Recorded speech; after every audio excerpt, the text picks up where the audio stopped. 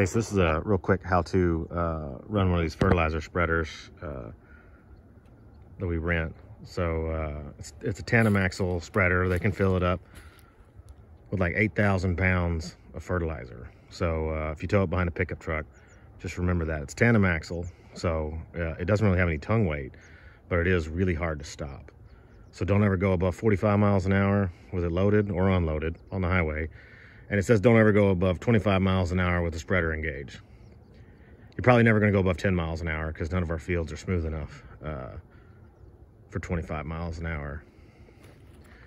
Make sure the tarp's all the way down if you're going down the road. The tarps on these things are good.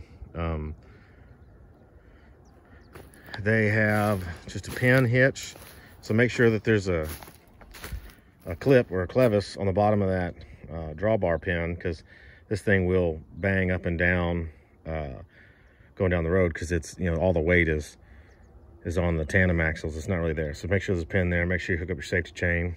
When you hook it up at the fertilizer plant, make sure that this little paddle looking wheel thing is not rubbing against this tire. That's how the whole system operates, is when you engage this hydraulic cylinder, it pushes that paddle wheel against the road wheel and runs the whole system. Just make sure that's not engaged when you hook up to it at the plant.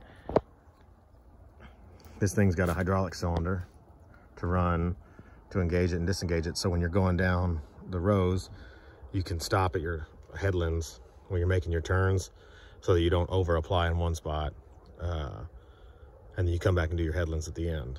You can put this out with a pickup truck though. That's what this big arm is. You should be able to know how to hook up hydraulic cylinders. I like it when you pull the lever back, it engages. So try it. If it doesn't work, you know, just flip these two hoses around, which, come to think of it, mine actually is screwed up.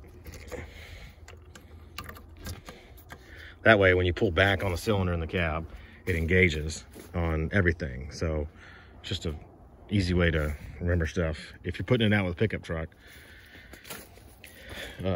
pull this pin, and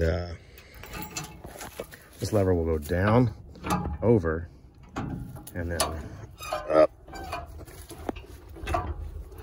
Probably gotta be a man to do that. And that engages that paddle against the wheel. But you know, we have a tractor here, so we're not going to put it out like that.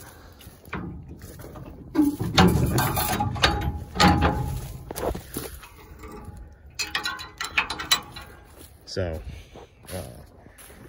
when you run that hydraulic cylinder on the tractor cab, pushes this forward, which engages that paddle wheel, drives the whole thing.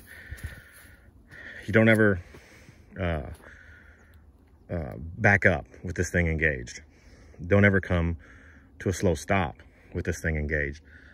I was putting out fertilizer one time and got out to check, and came to a stop, put the parking brake on, and the tractor rolled back just like an inch or two, and it was enough to shear some pin in this gearbox, and I had to take it back and look like an idiot. So when you're doing it, when you're gonna go out and check, disengage the wheel, watch for that wheel to stop spinning, and watch for this belt to stop turning. That means that it's totally disengaged, and then you can stop, you know, in 10 to 15 feet.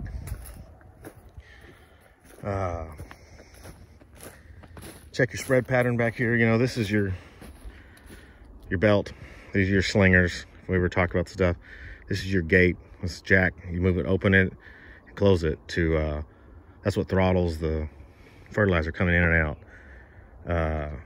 You measure from this center over that way, either whether you're doing it on 30, 35, or 40 foot. You know, so if it's 40 foot, you're going 20. If it's 30, you're going 15 feet from this point that way, 15 this that way. Just pace it out and walk and look and make sure there's fertilizer there. Depends some, if you're slinging out seed, it's not as heavy, so it doesn't go as far. Fertilizer is usually pretty good. You can usually get pretty, like, almost 40 out of it. Here's the make it or break it deal. This is your density chart. So when you get your fertilizer, make sure you get a density chart on it. And this is how you control how much fertilizer you're putting out. So you open and close this jack, which open and closes this door.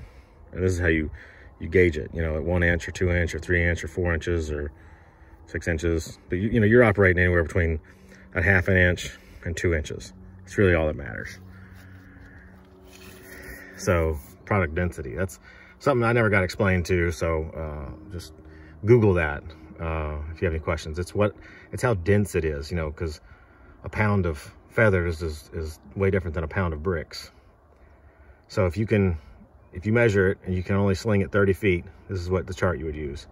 If you can sling it 35 feet, here's the chart you would use. If you can sling it 40 feet, here's the chart you would use. So we're slinging about 35 feet. I measured earlier, and ours density is about 56 pounds a cubic foot. So we'll be just a little bit higher than right here. So if the gate is open at 1 inch, I'll put out 90 pounds to the acre. So I'll be a little higher than 1 inch for 100 pounds to the acre. It's not an exact science, but it's a lot better than just, people will tell you put it out at 1 inch if you want 100 pounds, but that's very different if it's seed or if it's fertilizer. I think that's it. Product density is huge. You can drive down the road with this gate open. I had it open to 1 inch, 1.5 inches, pulling it home. And the fertilizer is not gonna like seep out. I thought that was the case whenever I first rented a buggy, and I thought I fertilized the whole highway, but it's not. Just make sure that paddle's not engaging down there. If it is, hook a ratchet strap up and pull it up just to make yourself not have that engaged, because you'll break something if you pull it down the highway. Jacks on the other side, it's pretty standard. Just don't forget to pull it up. It's tandem axle, so it doesn't need a lot. You know, it's not very hard to get the thing off the trailer. Other than that, if you have questions about it, just give me a call. It's easier to answer dumb questions than to fix dumb screw-ups. I know from personal experience.